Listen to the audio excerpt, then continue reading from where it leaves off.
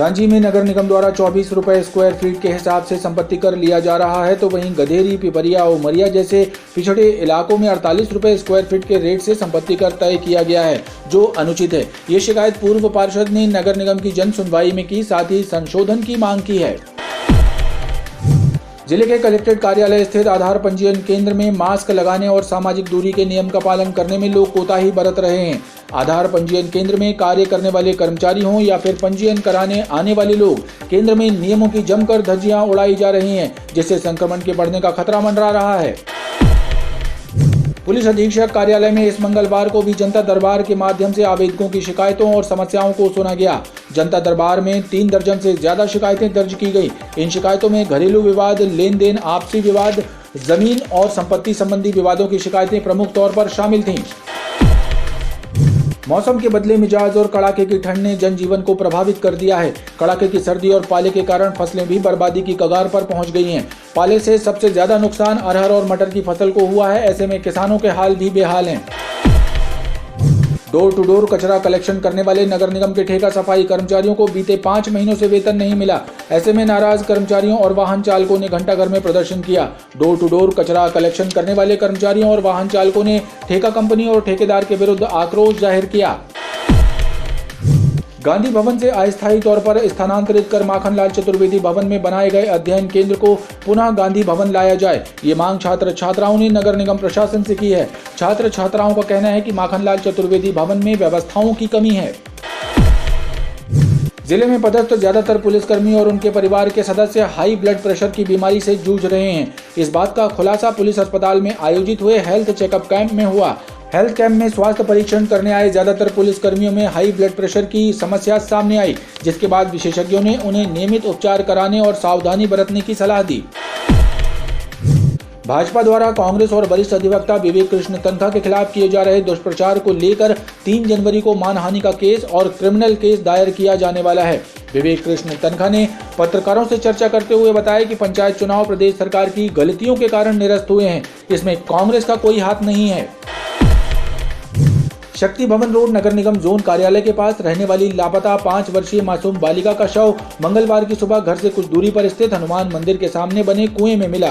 कुआं ऊपर से लोहे की जाली से बंद था, इसलिए बालिका के परिजनों ने आशंका व्यक्त की है कि बच्ची को किसी के द्वारा कुएं में फेंका गया है। पुलिस ने शव को पोस्टमार्टम के लिए भेज दिया। क्राइम ब्रांच और अलग अलग थानों की पुलिस टीमें मामले की गुत्थी सुलझाने में जुटी हुई है।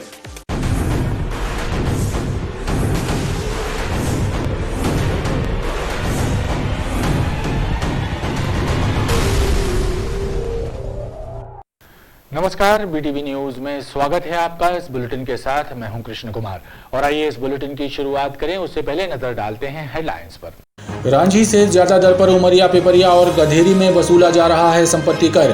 पूर्व पार्षद ने नगर निगम की जन सुनवाई में की शिकायत, अधिकारियों पर लगाया मनमानी करने का आरोप। हाई ब्लड प्रेशर की बीमारी से जूझ रहे जिले के ज्यादातर पुलिसकर्मी। पुलिस अस्पताल में आयोजित हेल्थ चेकअप कैंप में हुआ पुलिस कर्मचारियों और उनके परिजनों के स्वास्थ्य का परीक्षण। चिकित्सकों ने पुलिसकर्मियों को दी सावधानी बरतने की सलाह। और रामपुर नगर निगम जोन कार्यालय के पास रहने वाली 5 वर्षीय लापता बालिका का शव घर के पास स्थित बंद कुएं में मिला। इलाके में फैली सनसनी। पुलिस ने शव को पोस्टमार्टम के लिए भेजा। रविवार की दोपहर लापता हुई थी मासूम बालिका। रांची में नगर निगम द्वारा 24 रुपए स्क्वायर फीट के हिसाब से संपत्ति कर लिया जा रहा है, तो वहीं गधेरी, पिपरिया, उमरिया जैसे पिछड़े इलाकों में 48 रुपए स्क्वायर फीट के रेट से संपत्ति कर तय किया गया है, जो अनुचित है।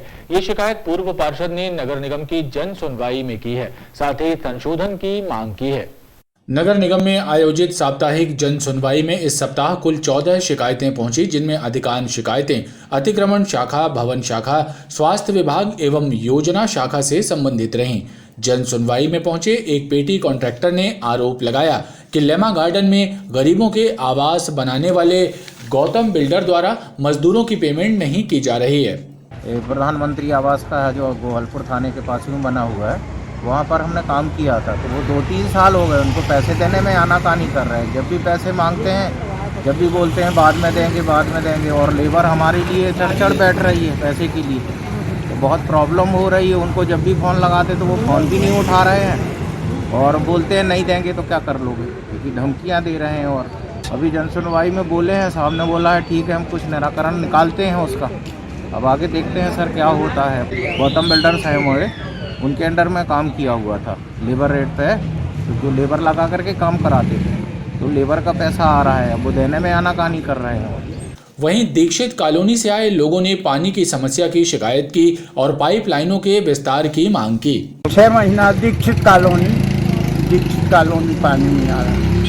अब पानी नहीं आ रहा तो परेशानी तो बहुत अधिक है, प्यासे रहना पड़ता है। यहाँ के जन सुनवाई में आए थे? यहाँ जन सुनवाई में लेटर दिया है, बोल रहे पाइपलाइन जल्दी से जल्दी डलवा देंगे। जन सुनवाई में पहुंचे पूर्व पार्षद विनोद चौधरी ने आरोप लगाया कि अधिकारी मनमाने तरीके से पिछड़े इलाकों में अधिक दर से संपत्ति कर वसूलने की कोशिश कर रहे हैं, जो उचित नहीं है। ऐसे तो मुझे सालों हो गए आते और चिल्लाते, तो उसे अभी प्रशासक राज है, तो प्रशासक राज में इनने क्या किया, हमारा वार्ड नया शामिल हुआ है जिसमें से डुमना, गधेरी, उमरिया, पिपरिया, सोनपुर ये आदि शामिल हुए और महंगा। अब इन्होंने क्या किया, 2 विधानसभा का मेरा वार्ड है, तो इन्होंने जब तक हमारी कारकाननी थी जब तक इन्होंने टैक्स नहीं बढ़ाया। अभी जैसे ही 2019 से हमारी कारकाननी समाप्त हुई है, प्रशासक राज को ये RI और TC और DO 11 नंबर DO इन लोग अपनी मनमर्जी से 48 रुपये स्क्वायर फीट गधेरी जैसे गांव का टैक्स लगा रहे हैं, उमरिया पिपरिया का लगा रहे हैं, जो कि प्रपत्र 6-7 में ये है कि नए वार्ड में 1 रुपये और 2 रुपये लगाया जाए, मगर ये 48 रुपये लगा रहे हैं। गांधी जैसे में 24 रुपये है, मगर हमारा वार्ड जो गांव है, पूरा गांव है, वहाँ इन लोग 48 रुपये लगा रहे हैं उसके विरोध में। और गधेरी जैसे में ना इनने नाली बनाई, न रोड बनाई, न स्ट्रीट लाइट लगाई, न सफाई व्यवस्था। तो मैं माननीय आयुक्त महोदय जन सुनवाई में आया था कि हमारी क्षेत्र की जनता को राहत देते हुए, न्याय करते हुए टैक्स में परिवर्तन करें। सभी शिकायतों पर सुनवाई करते हुए अपर आयुक्त महेश कुमार कोरी ने निराकरण का भरोसा दिलाया है। जिले के कलेक्ट्रेट कार्यालय स्थित आधार पंजीयन केंद्र में मास्क लगाने और सामाजिक दूरी के नियम का पालन करने में लोग कोताही बरत रहे हैं। आधार पंजीयन केंद्र में कार्य करने वाले कर्मचारी हों या फिर पंजीयन कराने आने वाले लोग, केंद्र में नियमों की जमकर धज्जियां उड़ाई जा रही हैं, जिससे संक्रमण के बढ़ने का खतरा मंडरा रहा है। जिले में कोरोना की रफ्तार पर ब्रेक लगते ही लोग कोरोना संक्रमण के प्रति लापरवाह नजर आ रहे हैं। शासन प्रशासन के दिशा निर्देशों के बाद भी लोग मास्क लगाने और सामाजिक दूरी के नियमों का पालन करने में कोताही बरत रहे हैं। कलेक्टर कार्यालय में स्थित आधार पंजीयन केंद्र में भी नियमों की जमकर अनदेखी की जा रही है। पंजीयन केंद्र में कार्य करने वाले कर्मचारी हों या पंजीयन कराने आने वाले लोग, किसी के द्वारा भी नियमों का पालन नहीं किया जा रहा। लोगों से जब इस संबंध में बात की गई तो वो तरह तरह के बहाने बनाते नजर आए। वहीं केंद्र में काम करने वाले कर्मचारियों ने मास्क न लगाने और सामाजिक दूरी के नियम का पालन न करने को लेकर अलग तर्क दिए। लगाए थे, अभी हमारे फोटो ले रहे थे ना, तो अभी हमने निकाला है, लगाए हुए थे। नहीं, मास्क लगाई थी मैं, पर फोटो लेने लगे ना तो मैं उतार दिए। देख लीजिए, ये देख लीजिए। भीड़ में हो, आप बुजुर्ग हो, आप मास्क क्यों नहीं लगाए हुए? लानी भूल गए लाना। नहीं तो आप लगाने से क्या मतलब हो रहा है? इतनी भीड़ में जब आप हो, मान लो देख रहे हो कि कोरोना खत्म नहीं हुआ, फिर भी आप मास्क नहीं लगाए हुए, तो गलती भूल गए। तो ये एक तो भीड़ है और लोग मास्क नहीं लगाए हो, आप एंट्री कैसे दे रहे हैं लोगों को? एंट्री मैं नहीं देता हूँ, मैं सीधे सीधे बोलता हूँ कि मास्क लगा के आइए। मैंने बाहर गेट के ऊपर भी टांग के रखे हैं पंपलेट, अंदर भी 2 जगह टंगे हुए हैं पंपलेट। लोग नहीं मानते तो पब्लिक को हम अपोजिशन कहाँ तक करेंगे? ये बताइए, 10,000 पब्लिक को एक अकेला कहाँ तक कंट्रोल करेगा? मेरे पास जब एक्स्ट्रा आदमी आ जाएंगे उस सब की व्यवस्था के अनुसार मैं देखूंगा, क्योंकि पब्लिक कभी आती है कभी नहीं आती है। लगभग कितनी रोज पब्लिक आ जा रही है? पब्लिक कम से कम 200-250-300 के बीच में आती रहती है, 4 मशीन के बीच में। आधार केंद्र में बरती जा रही इस लापरवाही को अधिकारी भी अनदेखा कर रहे हैं। ऐसे में ये लापरवाही लोगों पर भारी पड़ सकती है। पुलिस अधीक्षक कार्यालय में इस मंगलवार को भी जनता दरबार के माध्यम से आवेदकों की शिकायतों और समस्याओं को सुना गया। जनता दरबार में 3 दर्जन से ज्यादा शिकायतें दर्ज की गई। इन शिकायतों में घरेलू विवाद, लेन देन, आपसी विवाद, जमीन और संपत्ति संबंधी विवादों की शिकायतें प्रमुख तौर पर शामिल। पुलिस अधीक्षक कार्यालय में हुई साप्ताहिक जन सुनवाई में आवेदकों और शिकायतकर्ताओं का तांता लगा रहा। जनता दरबार में 40 से ज्यादा आवेदकों ने अपनी शिकायतें दर्ज कराईं। इनमें ग्रामीण और शहरी दोनों ही क्षेत्रों में रहने वाले आवेदक शामिल थे। जनता दरबार में ज्यादातर शिकायतें आपसी विवाद, लेन देन, जमीनी और घरेलू विवाद से संबंधित थीं, जिन पर कार्रवाई की जाने की मांग आवेदकों ने पुलिस अधिकारियों से की। इसकी अम्मा मतलब दिया से आगी लग गई, वो ख़त्म हो गई और हम लोग पुलिस वाले परेशान कर दे। कौन से थाने के अंतर्गत? बेलखेड़ा। बेलखेड़ा की बात है ये समझ लो 6 महीने हो गए सर, जो 7वां महीने चल रहा है। कैसे परेशान करती पुलिस? पुलिस ऐसी परेशान करत है कि हमें 1 महीने दाखिल होता ही राखो और फिर इसके बाद में मार पीट कर रही और फिर एक बाद में छोड़ दो। अब इसके बाद में फिर परेशान करने लगी हमें। आप एसपी ऑफिस क्यों आए? तो यही से सुनाई कर भी आए साहब परेशान कि साहब हमें तो ने कहा, हम तो कोई बात ही में नहीं जाने, कोई हमें पता है कि क्या सुखा हुआ और सब न्यारे जोखे हैं। 17 दिसंबर को दीपक सिंह जो सुहागी में रहता है, उसने मेरे भाई को कंटिन्यू फ़ोन किया, राजेंद्र मेहरा को कंटिन्यू फ़ोन करने के बाद वो शाम टाइमिंग पे थाने गया, धारताल थाने में। उसने जाके रिपोर्ट डाली कि राजेंद्र मेहरा मुझे फ़ोन करके जान से मारने की धमकी दे रहा है कि आप पक्ष में गवाही करें, नहीं तो आपको जान से मार देंगे। जबकि मेरे पास सारी रिकॉर्डिंग रखी है। मैं ये चाहती हूँ कि यहाँ से मेरे पास जो रिकॉर्डिंग है तो उसके ऊपर भी मामला दर्ज हो और ये जो झूठी एफआईआर दीपक सिंह की तरफ से हुई है तो इसमें ये खात्मा किया जाए। टीआई सर ने बोला है कि जांच की जाएगी, लेकिन ये है कि मैं चाह रही हूँ कि यहाँ मतलब उसके ऊपर भी कार्रवाई की जाए, क्योंकि धमकी तो वो दिया है फ़ोन पे, रिकॉर्डिंग है मेरे पास, चाहिए तो मैं आपको रिकॉर्डिंग भी सुना देती। हम लोगों की एक संस्था है, सेवानिवृत्त कर्मचारियों की स्वास्थ्य सुरक्षा निधि समिति। ये समिति जो है करीब जो है 2005 से 2021 तक जो है चलाया पदाधिकारियों ने, कैशियर, सेक्रेटरी और जो है अध्यक्ष ने। 2021 में 16 साल के बाद इन्होंने अपने आप जो है पेपर में विज्ञप्ति निकाल के दैनिक भास्कर में और इसका विघटन कर दिया। शिकायत है हमारा इसमें जो है मतलब जो है कहना है कि आम सभा बुलाइए, आम सभा में आम सहमति से निर्णय लीजिए।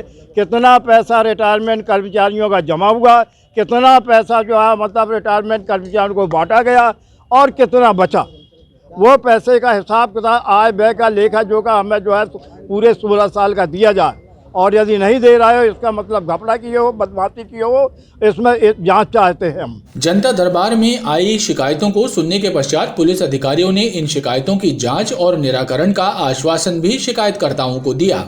आज जन सुनवाई में 42 मामले सामने आए, जिसमें विभिन्न प्रकार के मामले थे, जैसे घरेलू समस्याओं के संबंध में थे, आपस में जिनमें परिवार कलह के मामले आए सामने, ज़मीन संबंधी कुछ मामले आए हैं और कुछ मामलों में आवेदकों को ये समस्या रही है कि आरोपी की गिरफ्तारी नहीं हो रही है, जिसमें कई मामलों में ये देखने में आया कि क्योंकि अरुणेश कुमार की गाइडलाइन के हिसाब से 7 वर्ष से जिनकी कम सज़ा है और जिनका पूर्व आपराधिक रिकॉर्ड नहीं है, उन मामलों में थानों से ही नोटिस दे के उनको छोड़ने के निर्देश हैं।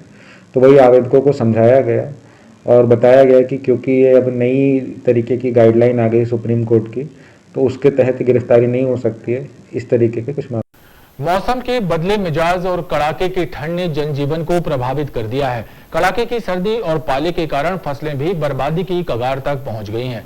पाले से सबसे ज्यादा नुकसान अरहर और मटर की फसल को हुआ है। ऐसे में किसानों के हाल भी बेहाल। बर्फीली सर्द हवाओं और तापमान में दर्ज की गई गिरावट का असर सामान्य जनजीवन पर भी पड़ा है। कड़ाके की ठंड और पाले ने फसलों को भी प्रभावित कर दिया है। जबलपुर के ग्रामीण इलाकों में किसानों के हाल बेहाल हैं। पाले से अरहर और मटर की फसल सबसे ज्यादा प्रभावित हुई है। हालात ये है कि फसलें बर्बाद होने की कगार तक पहुंच गई हैं, जिससे किसानों को भारी नुकसान उठाना पड़ रहा है। अरहर की 22 एकड़ रही पूरे बिल्कुल ये पाला में बिल्कुल 2 दिन की ठंडी में पूरे चौपट हो गई सर। देखो ना, सब बिल्कुल यहाँ से नीचे तक वो वहाँ तक सब घेर घेर के देख लो, बिल्कुल 22 एकड़ में पूरे चौपट हो गया सर। तो सरकार से यही कहना है कि हमारी थोड़ा से यहाँ आके पटवारी से देखभाल करवा के और थोड़ा से हमारे यहाँ मतलब सुनाई किया जाए। एक एकड़ में अरहर है, ये में पूरे में तो साल लग गए। हाँ, पहले बहुत अच्छी है, अच्छी नहीं निकलेगी, अभी तो साल लग गए, छोटा दाना पड़ जाएगा। ये नुकसान हुआ है अरहर, मसूर, फूल में जो मसूर था उसका नुकसान हुआ, बटरा चला गया। और तो फसल बहुत सारे हैं, परंतु अभी जितने फसल फूल में रहे वो सब चले गए। सबसे ज़्यादा बटरा और मसूर, अरहर, चाहते हैं? सरकार से भाई गरीबों को मुआवजा दिया जाए ताकि गरीबों को फायदा मिले। बताया जाता है कि जबलपुर की पाटन और कुंडम तहसील में अरहर और मटर की फसल को पाले से सबसे ज्यादा नुकसान हुआ है। किसानों का कहना है कि मौसम और प्राकृतिक आपदा के आगे वो भी बेबस। डोर टू डोर जाकर कचरा कलेक्शन करने वाले नगर निगम के ठेका सफाई कर्मचारियों को बीते 5 महीनों से वेतन नहीं मिला है। ऐसे में नाराज कर्मचारियों और वाहन चालकों ने घंटाघर में प्रदर्शन किया।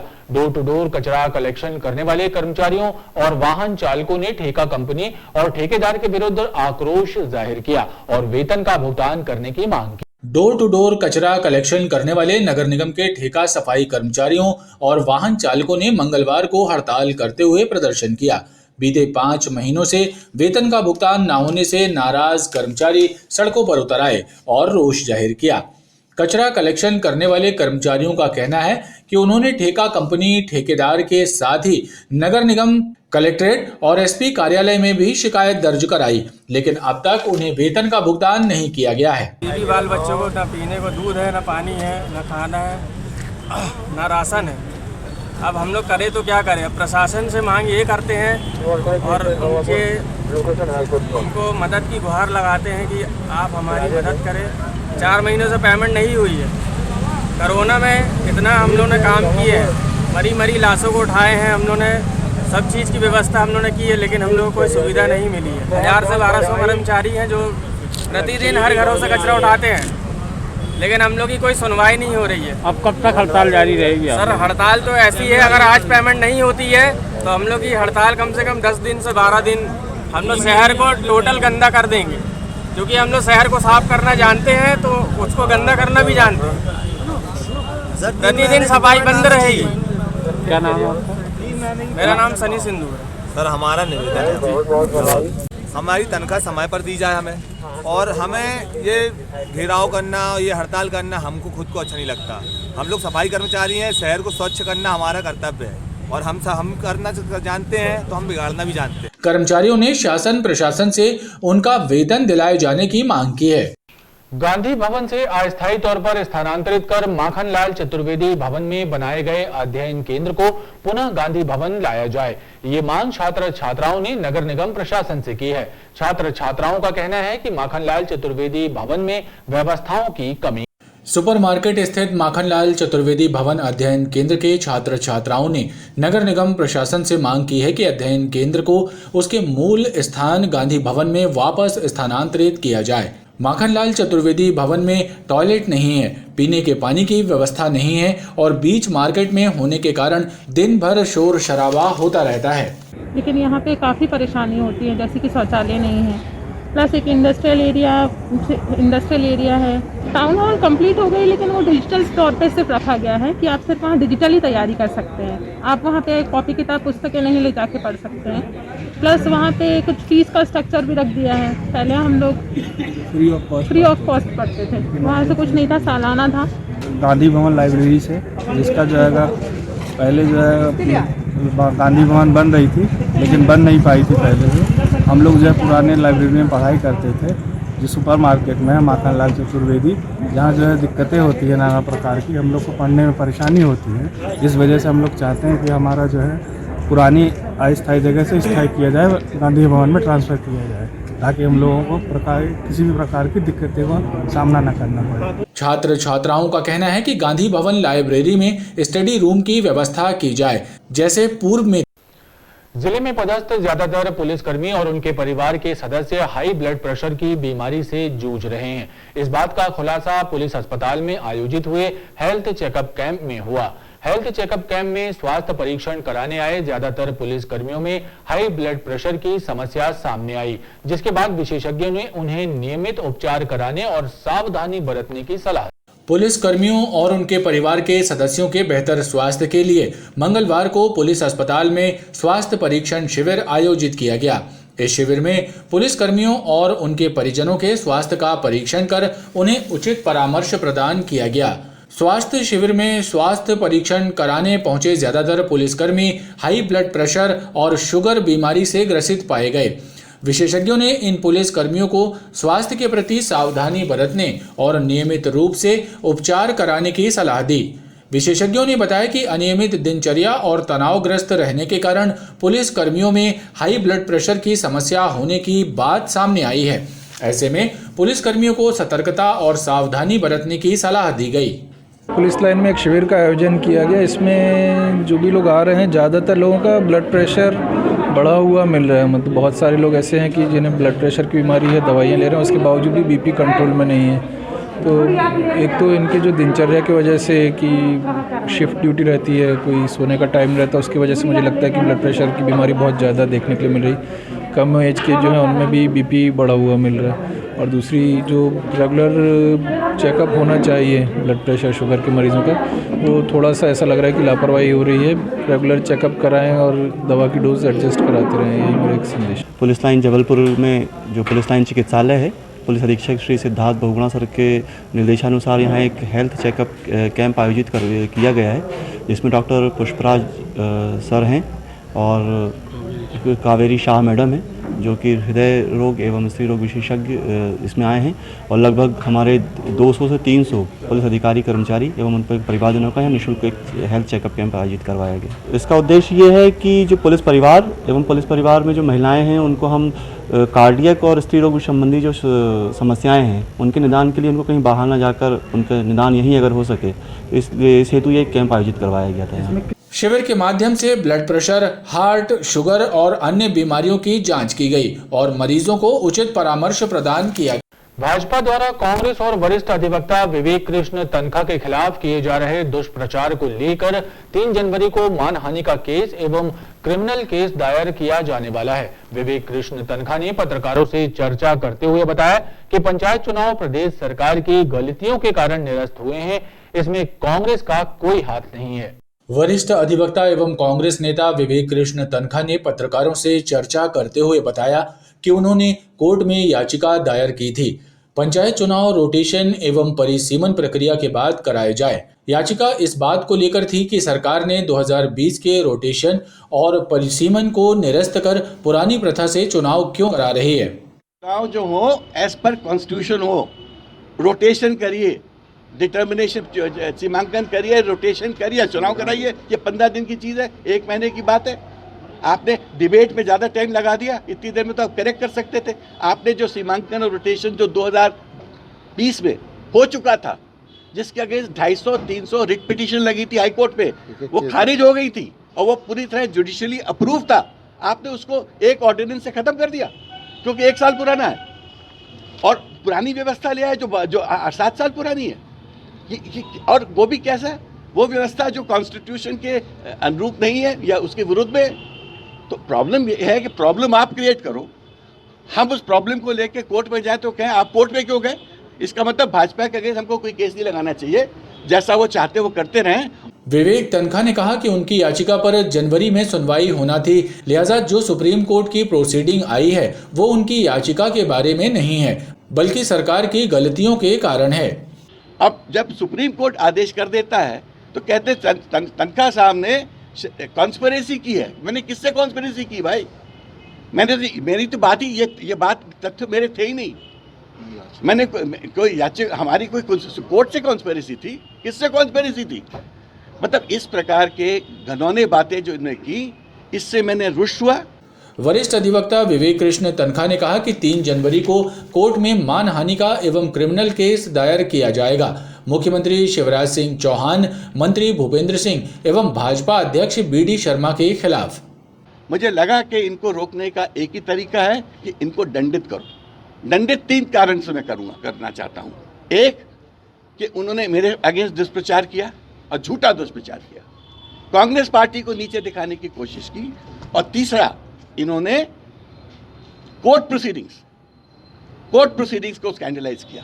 इन्होंने कोर्ट प्रोसीडिंग को झूठे तथ्यों के माध्यम से तोड़ मोड़ के गलत प्रस्तुत करके जनता को भ्रमित करने की कोशिश की। मैं आपको प्रोसिक्यूट भी करूंगा और आपके अगेंस्ट सिविल डेफेमेशन भी लगाऊंगा।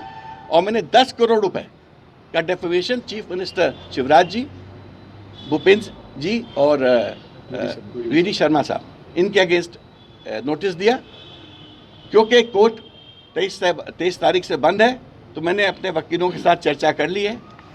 3 तारीख जिस दिन कोर्ट खुलेंगे उस दिन हमारा डेफेमेशन सूट और क्रिमिनल ऑफेंस जो बनता है उसके दोनों प्रकरण फाइल हो जाएंगे। विवेक तनखा ने आरोप लगाया कि भाजपा गलत बयानबाजी करके राजनीतिक लाभ उठाना चाहती है, लिहाजा अपमान बर्दाश्त नहीं किया जाएगा। शक्ति भवन रोड नगर निगम जोन कार्यालय के पास रहने वाली लापता 5 वर्षीय मासूम बालिका का शव मंगलवार की सुबह घर से कुछ दूरी पर स्थित हनुमान मंदिर के सामने बने कुएं में मिला। कुआं ऊपर से लोहे की जाली से बंद था, इसलिए बालिका के परिजनों ने आशंका व्यक्त की है कि बच्ची को किसी के द्वारा कुएं में फेंका गया है। पुलिस ने शव को पोस्टमार्टम के लिए भेजा है। क्राइम ब्रांच और अलग अलग थानों की पुलिस मामले की गुत्थी सुलझाने में जुटी है। शक्तिनगर रोड पर स्थित नगर निगम जोन कार्यालय के पास रहने वाली लापता मासूम बच्ची अमोली प्रजापति का शव मंगलवार को सुबह घर से चंद कदमों की दूरी पर स्थित हनुमान मंदिर के सामने बने कुएं में मिला। सुबह क्षेत्र की एक महिला मंदिर दर्शन करने गई थी, तब उन्होंने कुएं में शव देखा, जिसके बाद पूरे इलाके में सनसनी फैल गई। घटना की जानकारी लगते ही पुलिस के वरिष्ठ अधिकारी, थाना प्रभारी, गोरखपुर थाने का बल और क्राइम ब्रांच का अमला घटनास्थल पर पहुंच गया। पुलिस ने अमोली के शव को कुएं से बाहर निकालने के बाद पोस्टमार्टम के लिए भेज दिया।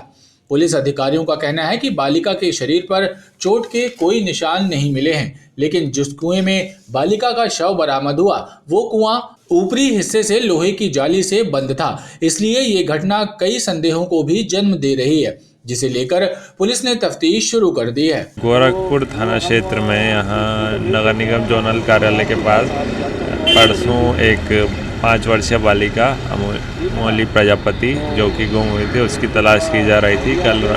आज सुबह उसकी का शव यहाँ पास में कुएं में मिला है, तो अब उसको शव पंचनामा करके पीएम के लिए भेजा गया है और पीएम के बाद ही जो रिजल्ट के बाद क्या कहा जा सकता है कि ये कैसे हुई है घटना के बारे में पूरी डिटेल तब बताई जाता है। वहीं बालिका का शव बरामद होने के बाद उसके परिजन सदमे में हैं।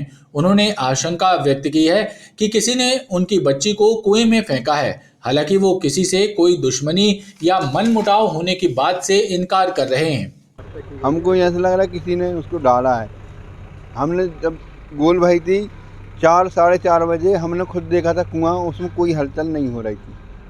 हाँ जी, बच्ची की लाश मिली कहाँ? हाँ वो थी कुआं में उतरा रही थी। वो भैया बता रहे, जब हमको गेट खोले हम खुद गए साथ में। कुआं कहाँ पे है? कुआं मंदिर के सामने है, घर के नीचे हमारे। जाली भी लगी है, बच्ची से तो कभी खुलेगी नहीं जाली, लोहे की जाली है। हमें किसी के शक नहीं है, हमारी लड़ाई हता ही नहीं किसी से, हम किसको बोल दें। अब मोहल्ले पड़ोस में हम तो अपने सब्जी का ठेला लगाते सर जी। अब पुलिस ही है, कोशिश करे।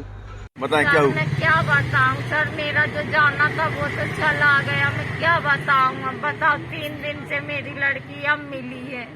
जो कोई भी हो उसको ढूंढ के सर हमारे हवाले कर दो, हम जो कुछ करेंगे सर, हमें हमारी लड़की दिल को कर दो बस। किसी पे कोई शक नहीं है, क्योंकि 8 बजे तो मामी में काम में चली जाती थी, दोपहर में आती थी, खाती पीती थोड़ा अपने घर में फिर चली जाती थी। किससे शक करूं?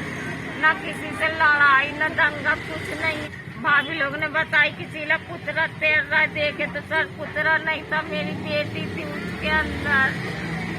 इधर पुलिस की टीमें आसपास के लोगों से पूछताछ करने और सभी के बयान दर्ज करने में जुटी हुई हैं।